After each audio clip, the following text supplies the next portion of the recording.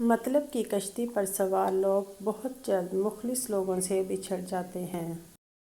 رزق میں عیب نہ نکالو، پسند نہیں تو مت کھاؤ۔ جو نعمتیں اللہ نے دی ہیں ان پر اللہ کا شکر ادا کرو کیونکہ بہت سوں کو یہ بھی نصیب نہیں ہے۔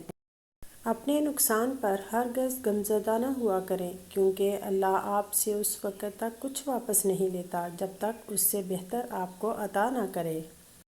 حضرت ابو برزہ رضی اللہ عنہ نے حدیث بیان کی، کہا میں نے عرض کی اللہ کے نبی آپ مجھے کوئی ایسی بات سکھا دیں جس سے میں نفع حاصل کروں۔ آپ صلی اللہ علیہ وسلم نے فرمایا مسلمانوں کے راستے سے تکلیف دینے والی چیز کو ہٹا دیا کرو۔ دنیا میں اگر کسی چیز کو پہلی فہرست میں رکھنا ضروری ہے تو وہ آپ کا ذہنی سکون ہے، باقی سب چیزیں عارضی ہیں۔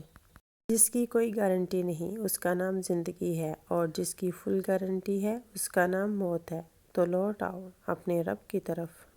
دنیا والے زیادتی کریں تو مسکراتے ہوئے معاف کر دیا کرو۔ یوسف علیہ السلام کو تو بھائیوں نے کنویں میں پھینک دیا تھا، اللہ تعالیٰ نے انہیں بادشاہ بنا دیا۔ بے شک ہر مشکل کے بعد آسانی ہے۔